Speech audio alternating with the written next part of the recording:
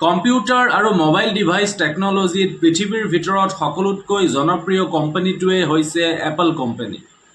কিন্তু এই Apple company কিদৰে আৰু কোনে প্ৰতিষ্ঠা কৰিছিল? তে আহক আজি এইটো ভিডিঅ'ত এপল কোম্পানীৰ কিছুমান আচৰিত কথাৰ বিষয়ে জানো।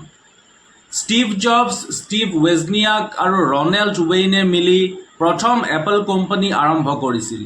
আৰু এই কোম্পানীটোৰ কাম প্ৰথমতে ষ্টিভ জবছৰ ঘৰত থকা এটা সৰু গেৰেজৰ পৰা আৰম্ভ কৰিছিল। আৰু এই এপল কোম্পানীটোৰ প্ৰথম প্ৰডাক্ট আছিল এটা কম্পিউটাৰ, এপল ওৱান কম্পিউটাৰ। আৰু এই কম্পিউটাৰটো ষ্টিভ ৱেজনিয়াকে নিজ হাতেৰে ডিজাইন কৰিছিল আৰু বনাইছিল। কোম্পানীৰ এই এপল ওৱান কম্পিউটাৰটো আজিৰ কম্পিউটাৰৰ দৰে নাছিল। এই কম্পিউটাৰটো একেবাৰে আচৰিত ধৰণৰ আছিল। এই কম্পিউটাৰটো এটা কাঠৰ বক্সৰ আছিল। আৰু এই কম্পিউটাৰটো যোনে ব্যৱহাৰ কৰে, ব্যৱহাৰকাৰীয়ে নিজে মনিটৰ আৰু কীবৰ্ড এছেম্বল কৰি ল'ব লগা হৈছিল। প্ৰথম অৱস্থাত ষ্টিভ জবছে টকাৰ বাবে নিজৰ ভক্সৱেগন গাড়ীখন বিক্ৰী কৰি সেই টকা তেওঁ এপল কোম্পানীত লগাইছিল।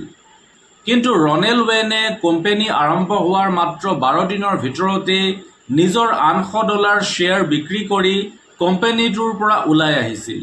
তেওঁৰ কোম্পানীটোৰ ওপৰত বিশ্বাস নাছিল, ভাবিছিল যে তেওঁৰ টকাখিনি পানীত পৰিব। কিন্তু ভাবক, আজি যদি তেওঁৰ $800 শ্বেয়াৰ বিক্ৰী নকৰিলেহেঁতেন, তেনেহ'লে সেই $800 শ্বেয়াৰ বৰ্তমান সময়ত কোটি কোটি টকা হ'লহেঁতেন। এইটো তেওঁৰ এটা দুৰ্ভাগ্য আছিল, কাৰণ তেওঁ কেতিয়াও ভবা নাছিল যে এপল কোম্পানীটো আজিৰ ডেটত ইমান ডাঙৰ হ'ব। আৰু ইয়াৰ পাছত 1977 চনত এপল II কম্পিউটাৰ লঞ্চ হ'ল। আৰু এপল II কম্পিউটাৰ লঞ্চ হোৱাৰ লগে লগে পাৰ্চনেল কম্পিউটাৰৰ জগতত এক ক্ৰান্তিৰ সৃষ্টি হ'ল।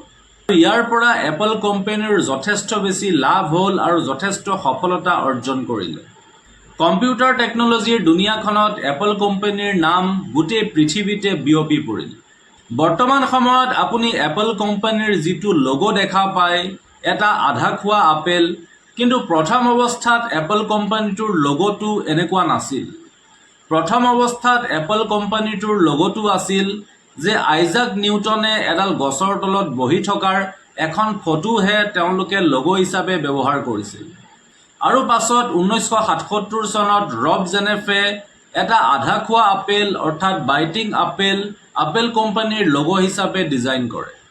আৰু বৰ্তমান সময়ত এই আধা খোৱা আপেলটো অৰ্থাৎ আপেল কোম্পানীৰ লোগোটো সমগ্ৰ পৃথিৱীতে বিখ্যাত। আচৰিত কথা যে এপল কোম্পানীৰ আইফোন, আইপেড, মেকবুক আৰু সকলো ধৰণৰ এডভাৰটাইজমেণ্ট বা পোষ্টাৰত সময়টো সদায় 9:41 দেখুওৱা হয়।